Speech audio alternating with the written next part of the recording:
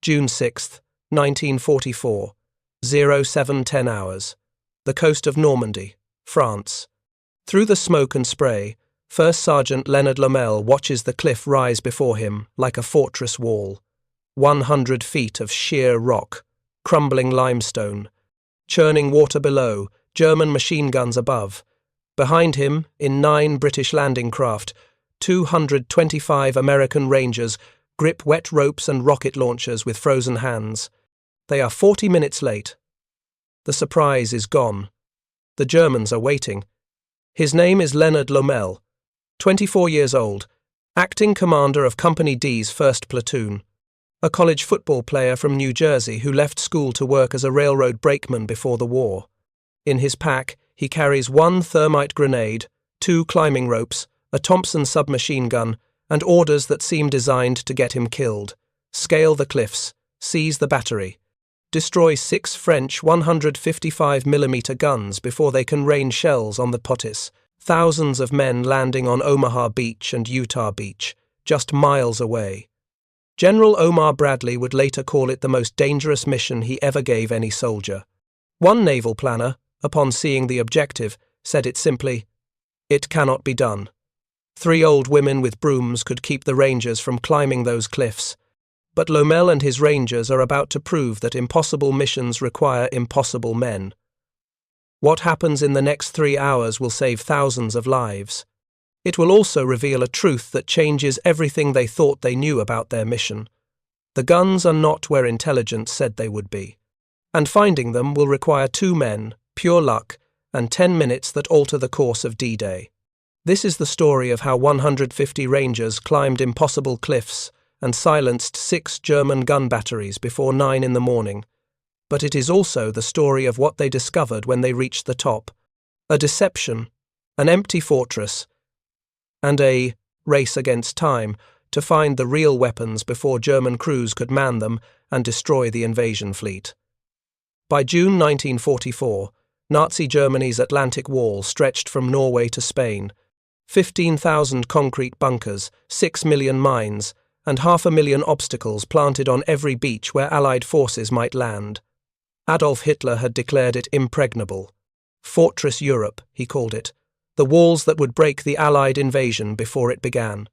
Among these defences, one position stood out for its strategic importance, Point du Hoc, a narrow promontory jutting into the English Channel between the 2 American landing beaches. The name means peak or point in Norman French. The Germans called it Widerstandsnest 83, Resistance Nest 83. From this cliff, German artillery could reach both Omaha Beach, 4 miles to the east, and Utah Beach, 7 miles to the west. Any Allied soldier landing on those beaches would be within range. Any ship in the Channel, any landing craft approaching shore. The battery consisted of 6 French-made 155mm guns. Captured from the French Army in 1940, these weapons had a range of 15 miles. In German hands, positioned atop these cliffs with clear observation of the entire invasion sector, they represented a lethal threat. Fire a few salvos into the packed landing craft approaching Omaha Beach, and thousands would die before reaching shore. Target the destroyer flotilla providing fire support, and the entire naval bombardment plan collapses. Allied intelligence knew about these guns. Reconnaissance flights photographed them repeatedly throughout 1943 and 1944. In April 1944, British bombers pounded Point du Hoc. In May, more raids. The battery became one of the most bombed positions on the entire Atlantic Wall. But the concrete casemates absorbed the punishment. The guns, intelligence reported, remained operational, ready to fire on D-Day.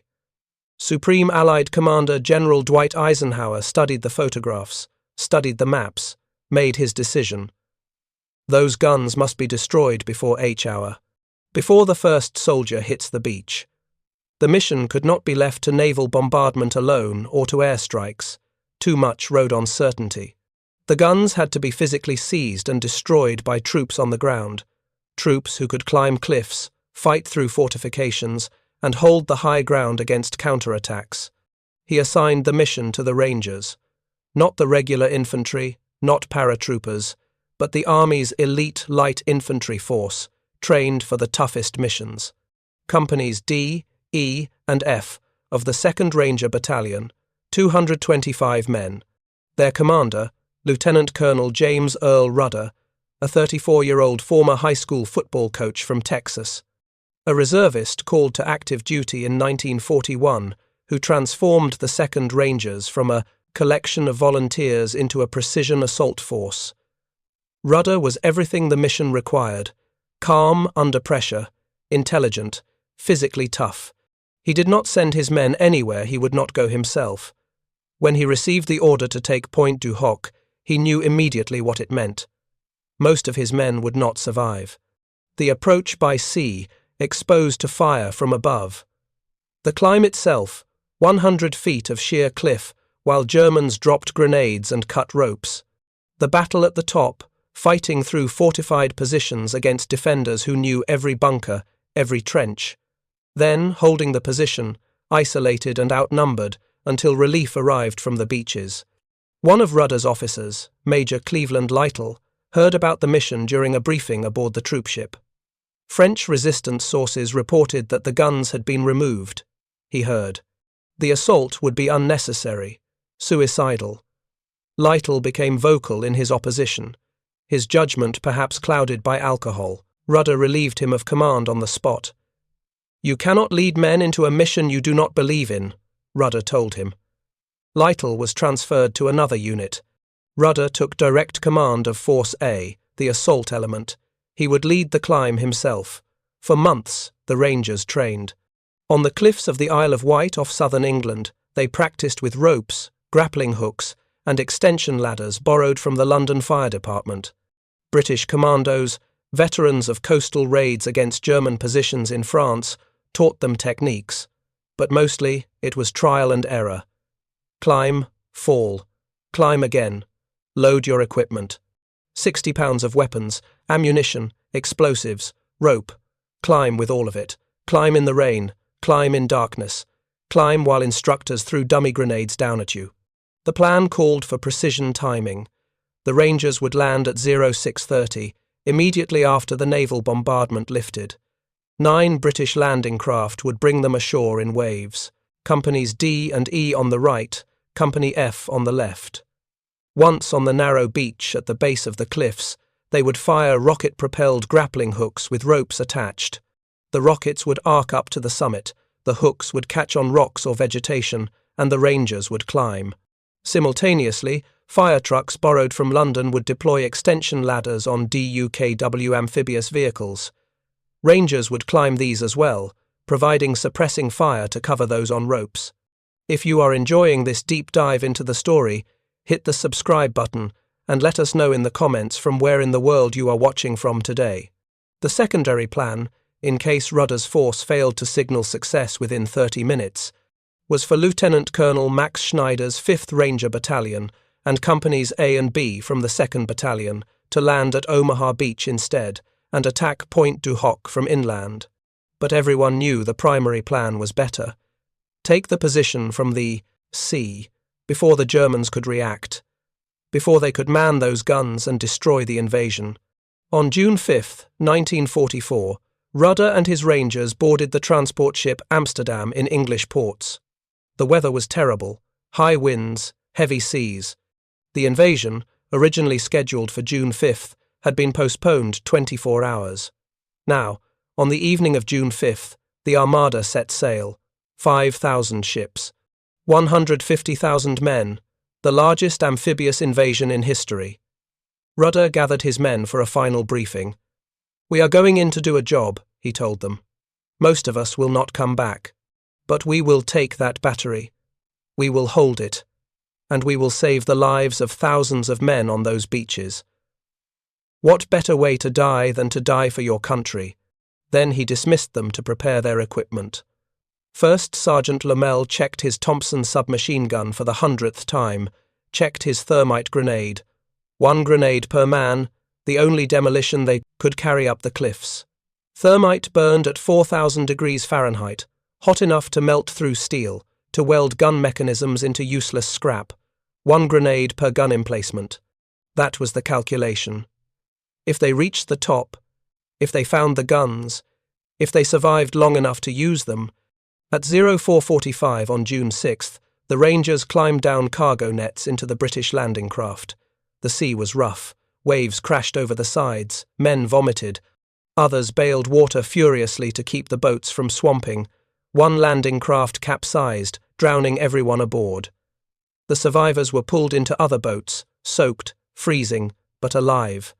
Through the darkness, they could hear the naval bombardment begin. The battleship USS Texas opened fire, its 14-inch guns sending shells the size of automobiles into the German positions. The sound was beyond anything the Rangers had experienced. Each salvo shook the air. Shells screamed overhead like freight trains. On the cliffs, explosions turned night into day. Smoke and dust rose hundreds of feet into the air. But as dawn broke and the landing craft turned toward shore, disaster struck. The British coxswain, navigating the lead boat, made an error. Strong currents pushed them east. Through the smoke and spray, Rudder saw cliffs rising ahead. Wrong cliffs. They were approaching Point de la Perche, 3 miles east of Point du Hoc. "Turn around!" Rudder shouted. The coxswain hesitated. "Those are the wrong cliffs. Turn west." Now. The landing craft turned. 9 boats racing west along the coast, parallel to the cliffs, while German defenders tracked their movement. The element of surprise, already compromised by the rough seas and delayed approach, vanished completely. The Germans now knew exactly where the Rangers were going. They had time to man their positions. Time to prepare. Time to bring every weapon to bear on the narrow beach where the Americans would land.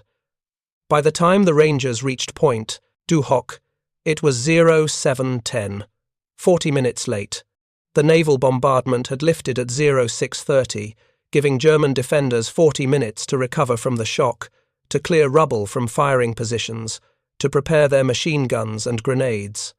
Schneider's force, waiting offshore according to plan, did not receive Rudder's signal within 30 minutes. Following orders, they turned toward Omaha Beach. No reinforcements would arrive at Point du Hoc. The 225 Rangers were on their own. The landing craft surged toward shore. Lomell, crouched low in the boat, could see German defenders moving along the cliff top. Muzzle flashes, tracers arcing down. Machine gun bullets kicked up geysers in the water around the boats. Potato masher grenades tumbled down from above, detonating in white flashes. The noise was overwhelming.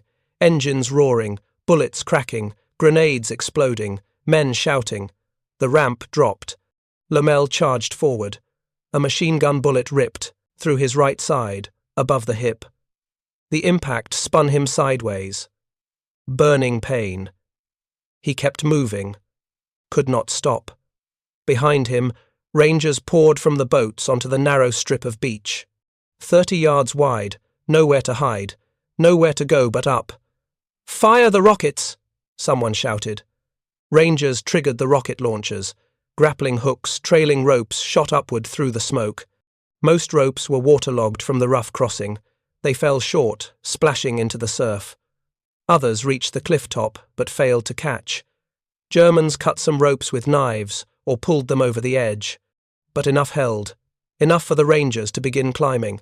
Lomell grabbed a rope, ignored the pain in his side, started up, hand over hand, boots scraping against wet limestone.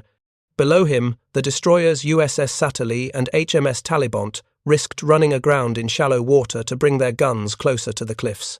5-inch guns, 40mm anti-aircraft weapons, 20mm cannons, everything they had, raking the German positions, covering fire for the climbers. Halfway up, Lomell looked down. Should not have. The beach below crawled with Rangers, some climbing, others lying motionless. The water churned with shell splashes. A grenade exploded 20 feet to his left, showering him with rock fragments. He kept climbing, legs burning, arms shaking, the rope swaying with the weight of multiple men. If one Ranger fell, he could take others with him. The cliff top was closer now. 30 feet. 20. Germans appeared at the edge, silhouetted against the morning sky. rifles firing down, grenades tumbling. Lomell pressed himself against the cliff face, making himself as small as possible. Keep climbing. Do not stop. Do not think about falling. About the bullet that could hit you any second. About the grenade with your name on it. Just climb. At 0740, Leonard Lomell pulled himself over the cliff top, rolled into a crater. Other rangers materialized from the smoke, one by one, hauling themselves up and immediately moving toward the German positions.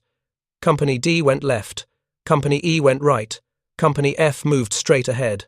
The firing was close now. Rifle fire, submachine guns, grenades, room to room, fighting in concrete bunkers. Within 15 minutes, the Rangers controlled most of the cliff top. German defenders fell back or surrendered. Some fought to the death in their bunkers. Rangers used Bangalore torpedoes and satchel charges to blast open fortified positions. Others cleared trenches with grenades and rifle fire.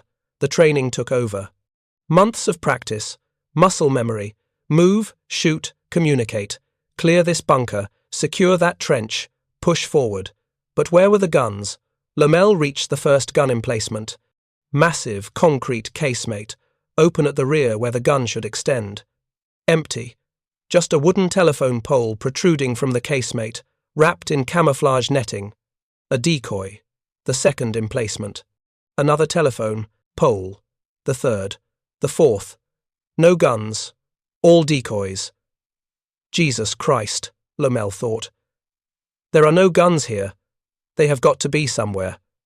Allied intelligence had been wrong, or rather, the intelligence had been accurate months ago, but the Germans, under relentless bombing, had moved the guns to alternate positions.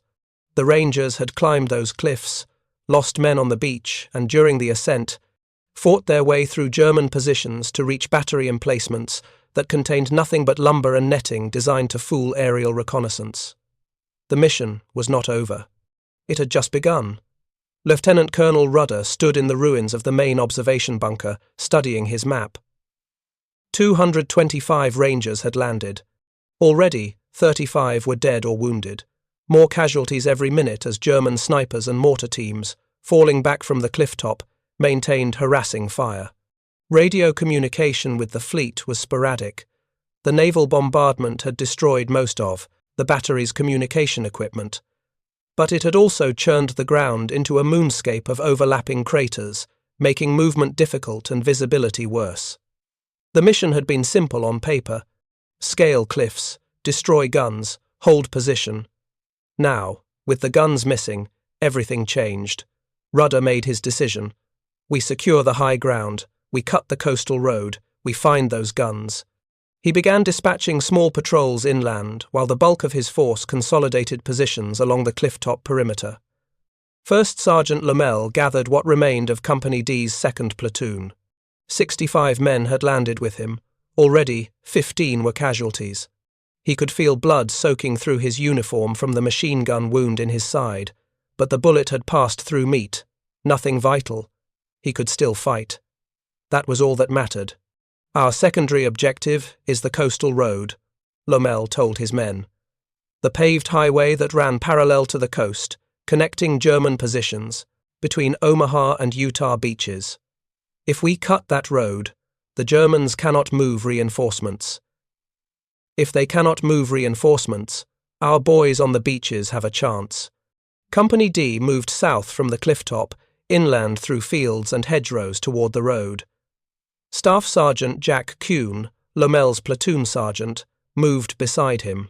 Kuhn was from Altoona, Pennsylvania. Quiet, reliable, a man who did his job without complaint. Together, they had trained for months, climbed cliffs in England, practiced demolitions. Now they moved through Norman farmland, leapfrogging from hedgerow to hedgerow, weapons ready, expecting German infantry at any moment. The landscape was surreal. Centuries-old hedgerows, 9 feet tall, thick with vegetation, separated small fields like maze walls. A tank could not push through these hedges. Infantry could hide behind them, emerge suddenly, disappear just as quickly. The Rangers moved cautiously, using hand signals, covering each other's movements. Behind, The sounds of fighting at Point du Hoc continued. Machine gun bursts, grenade explosions, the crack of rifles.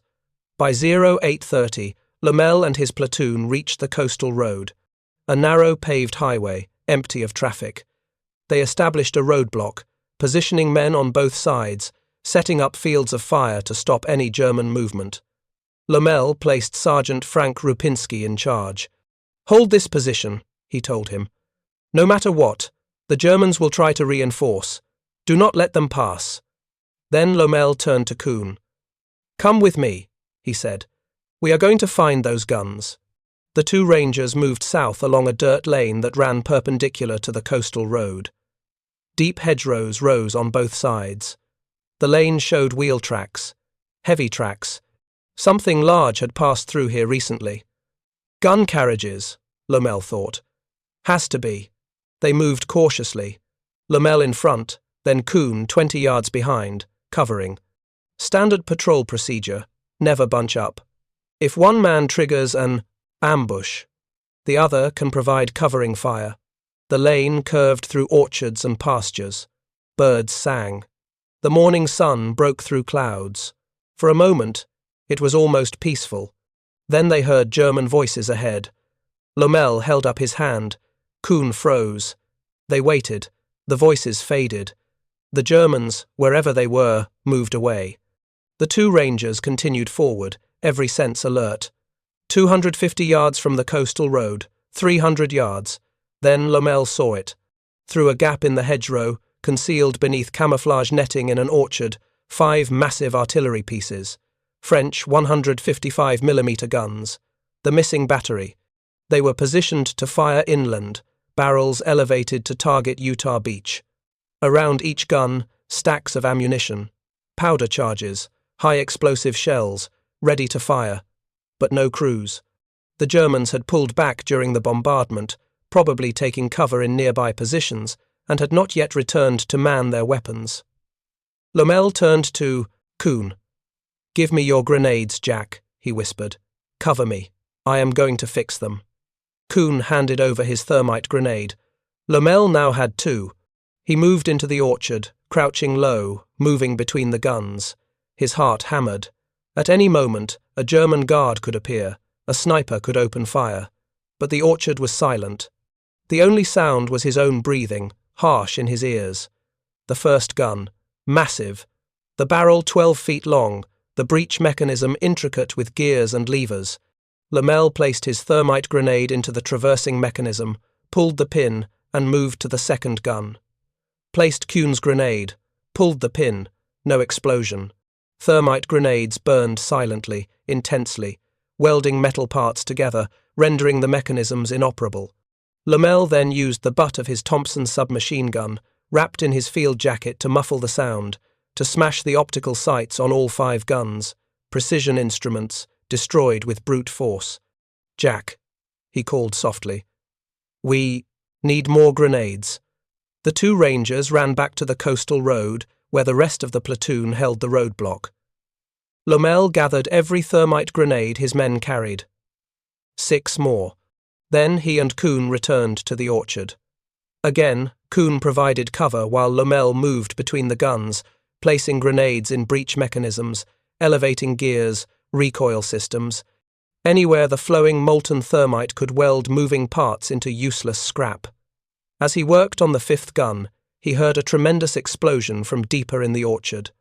Another ranger patrol, from Company E led by Staff Sergeant Frank Rupinski, had located the ammunition dump and detonated it. The blast shook the ground. Flames and smoke rose into the sky. Secondary explosions followed as shells cooked off. The Germans would know now. Their battery was destroyed.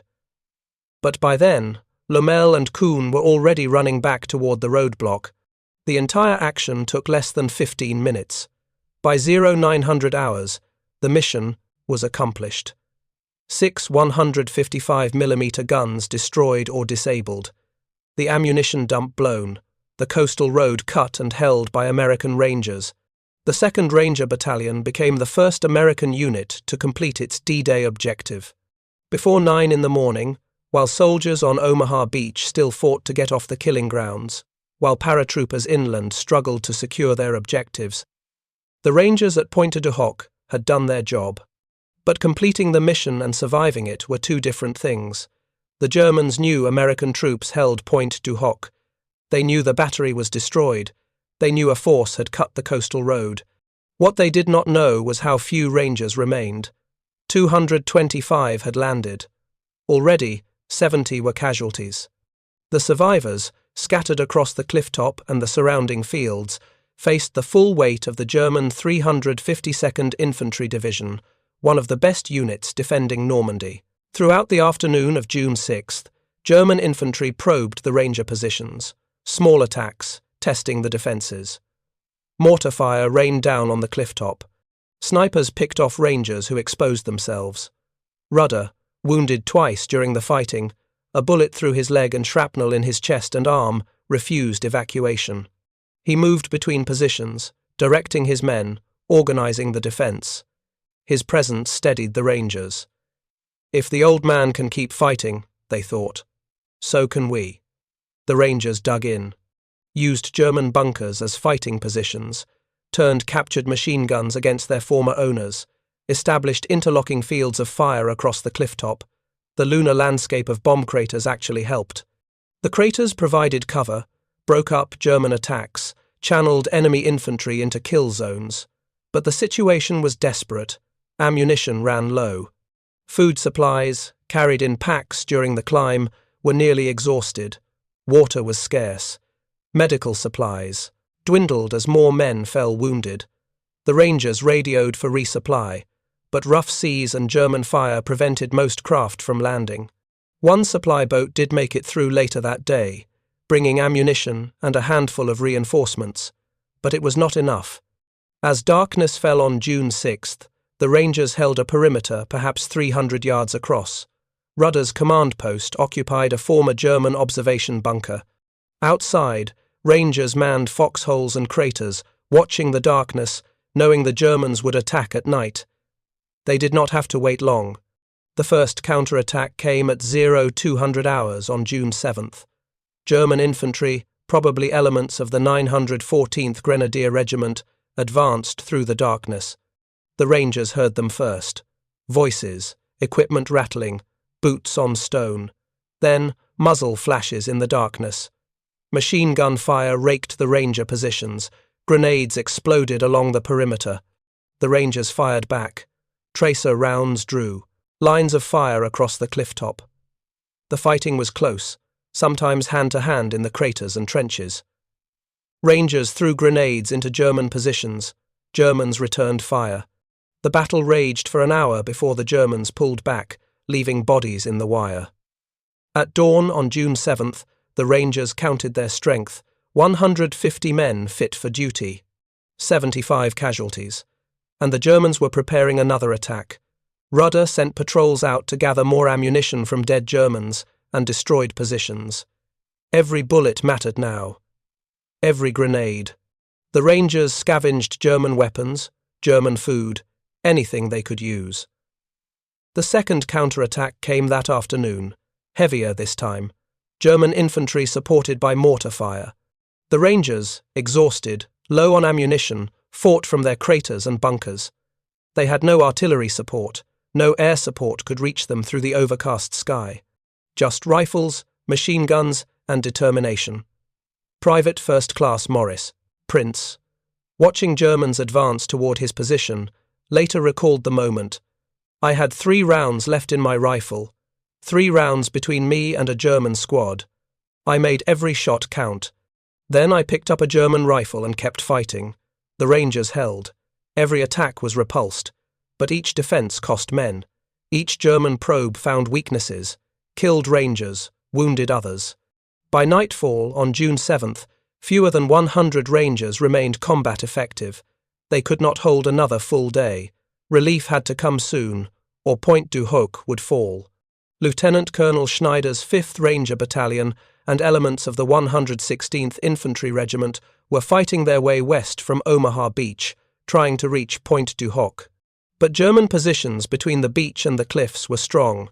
Machine gun nests, artillery positions, infantry dug into hedgerows. Every field was a battle, every hedgerow a fortress. Progress was measured in yards, purchased with blood.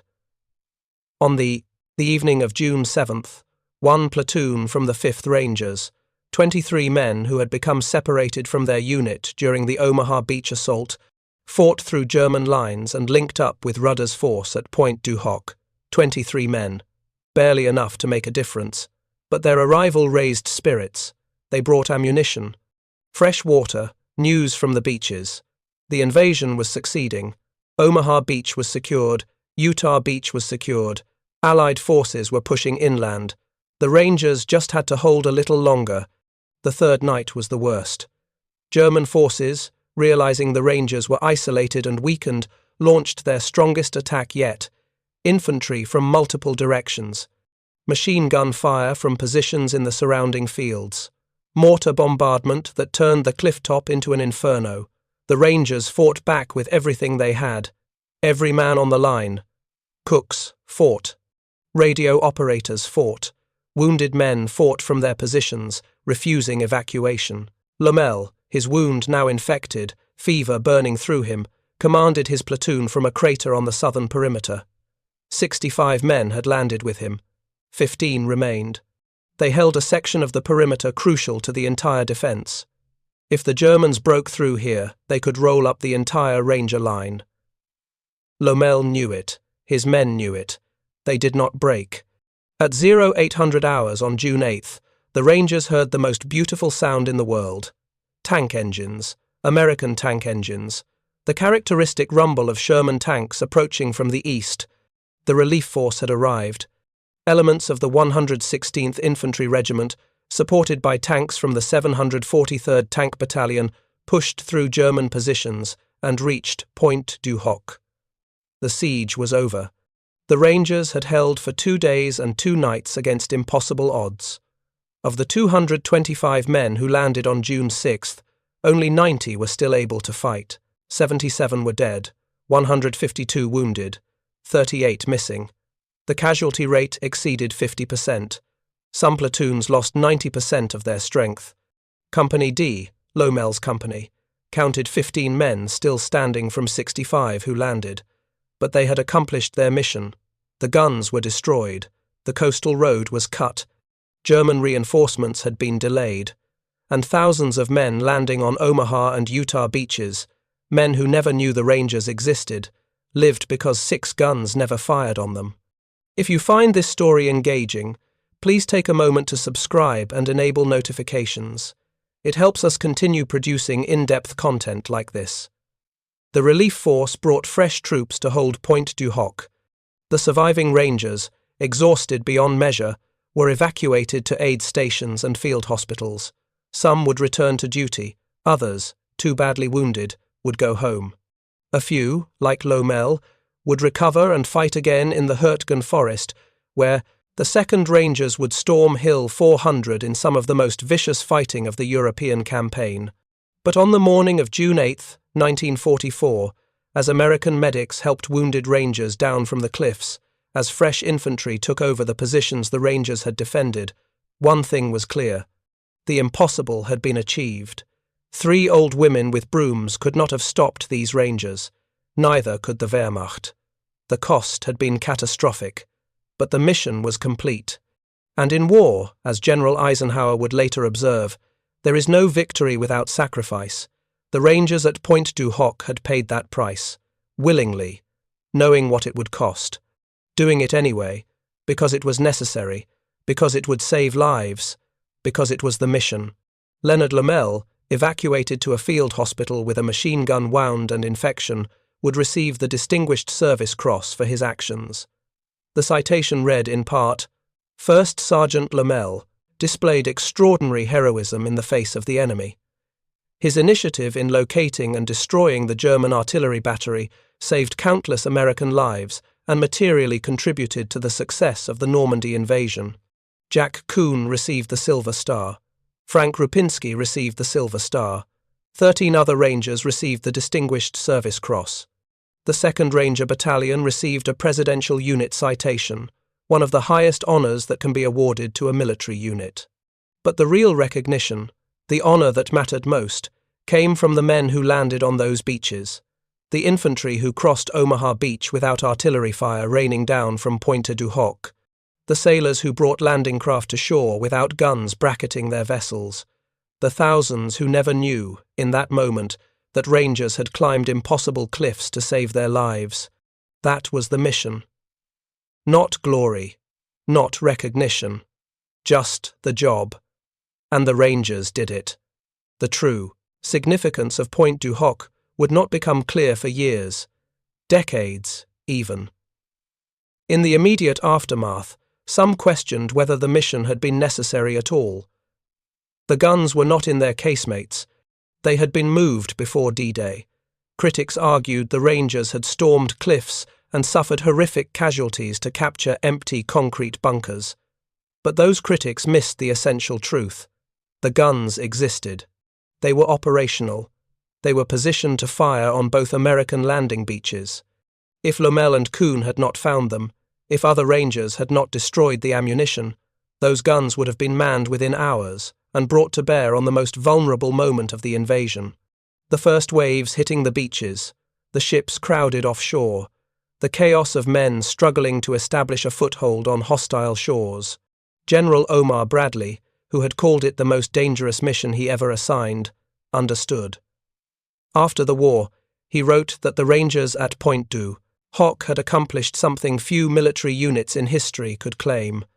They completed their mission against impossible odds, adapted when their intelligence proved incorrect, and held their ground when any reasonable commander would have ordered retreat.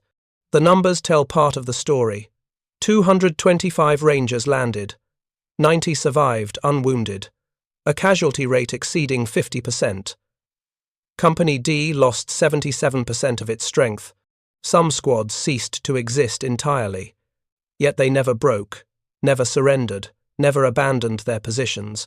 But numbers cannot capture the human cost. The young men who climbed those ropes and never came down. The Rangers who reached the top only to fall in the fighting that followed. The wounded who lay in craters for 2 days, waiting for relief, knowing they might die before help arrived. Each man was someone's son, someone's brother, someone's friend. Each loss rippled outward, touching families and communities across America. Leonard Lomell returned to combat after recovering from his wounds. In December 1944, during the Battle of the Hurtgen Forest, he participated in the assault on Hill 400 near Bergstein, Germany. The battle was brutal. The 2nd Rangers took the hill but faced 5 German counterattacks in 48 hours. Lomell, though severely wounded again, commanded the defense until the Germans finally withdrew. He received the Silver Star for that action, though the medal was not presented until 2007, 63 years later. Typical Ranger, one officer said at the ceremony. Does the job. Does not ask for recognition, just wants to go home when it is over. Lomell survived the war and returned to New Jersey. He became a lawyer. Married his wartime sweetheart, Charlotte, who had been training as a nurse when they met, raised a family, lived a quiet life. He rarely spoke about Pointe du Hoc. When asked, he deflected. I was just doing my job, he would say. We all were. The real heroes are the ones who did not come home. Jack Kuhn returned to Pennsylvania after the war. He, too, lived quietly, worked, raised a family, attended Ranger reunions when he could. He and Lomell remained friends for life, bound by those 10 minutes in a Norman orchard when they destroyed 5 guns and changed the course of D-Day. Lieutenant Colonel James Earl Rudder survived his wounds and continued to command the 2nd Rangers through the rest of the campaign. He fought in the Hurtgen Forest, the Battle of the Bulge, and across Germany until VE Day. After the war, he returned to Texas, served as land commissioner, and eventually became president of Texas A&M University. His leadership transformed the institution. He integrated the campus, made the Corps of Cadets voluntary, and admitted women, changes that were controversial among traditionalists but necessary for the university's future. Many said only a man with Rudder's war record could have accomplished such reforms. His heroism gave him the moral authority to lead difficult change. Rudder died in 1970 at age 59, but his legacy endures. A tower on the Texas A&M campus bears his name. A special training unit within the Corps of Cadets is called Rudder's Rangers, and at Pointe du Hoc in France, a monument stands where he led his men up those cliffs. The battlefield itself became a memorial. The French government preserved Pointe du Hoc exactly as the Rangers left it. The bomb craters remain, the shattered German bunkers, the observation posts. Visitors walking the grounds today traverse the same lunar landscape the Rangers fought across in June 1944. Concrete casemates, walls 3 feet thick, bear scars from naval gunfire, shell holes, bullet impacts, the violence frozen in time. In 1979, the French formally transferred Pointe du Hoc to the American Battle Monuments Commission. It became American soil, sacred ground, a place where American soldiers achieved the impossible and paid a terrible price for victory. President Ronald Reagan understood this when he spoke at Pointe du Hoc on June 6, 1984, the 40th anniversary of D-Day. Some of the surviving Rangers were there, elderly men now, returning to the place where they had been young and immortal and terrified all at once. Reagan gestured to the cliffs behind him and said words that captured what happened there. These are the boys of Pointe du Hoc. These are the men who took the cliffs. These are the champions who helped free a continent. These are the heroes who helped end a war. The speech resonated because it was true, not propaganda, not exaggeration, just the simple truth about what those Rangers accomplished. Against impossible odds, they climbed. Against withering fire, they fought. Against despair and exhaustion and wounds, they held. Because it was the mission. Because others depended on them. Because giving up was not an option they would allow themselves to consider. The historian Stephen Ambrose, who spent years researching D-Day and interviewing veterans, wrote that Leonard Lomell was the single individual, other than General Eisenhower, who most affected the outcome of D-Day. That assessment might seem like hyperbole until you consider the alternative timeline. If the guns had not been destroyed, if they had opened fire on Omaha Beach at 06:30, if German artillery observers had directed accurate fire onto the crowded landing craft and the men struggling across the beach, the casualties would have been catastrophic. The invasion might have failed at Omaha, forcing a complete recalculation of Allied strategy. But that timeline did not happen because 2 Rangers, wounded, exhausted, operating on pure determination, found those guns and destroyed them before German crews could man them. 10 minutes of action that altered history. It sounds melodramatic, it sounds like Hollywood fiction, but it is. Documented fact, multiple witnesses, German records, physical evidence. The destroyed guns were photographed. The ammunition dump explosion was recorded in battalion logs. This is what makes the story so powerful and so humbling. It was not superhuman warriors who accomplished this. It was ordinary men, pushed to extraordinary limits, who refused to fail. Lomell was a railroad brakeman before the war. Kuhn worked in Pennsylvania. Rudder was a high school teacher and football coach. None of them were born heroes. They became heroes because the situation demanded it, and they rose to meet that demand. The broader lesson extends beyond Pointe du Hoc. It speaks to what small units of determined soldiers can accomplish when properly trained, properly led, and properly motivated. The Rangers succeeded not because they were bigger or stronger than other soldiers, but because they believed in their mission, trusted their leaders, and refused to accept failure.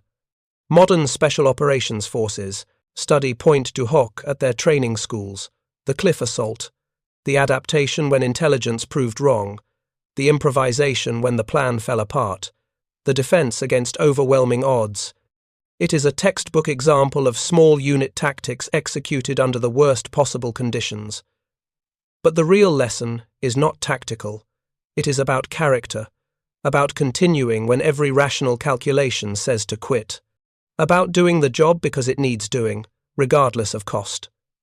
Every year, on June 6th, the few surviving Rangers who can still travel return to Pointe du Hoc, fewer each year. Time takes what German bullets could not. They walk the grounds, stand where they fought.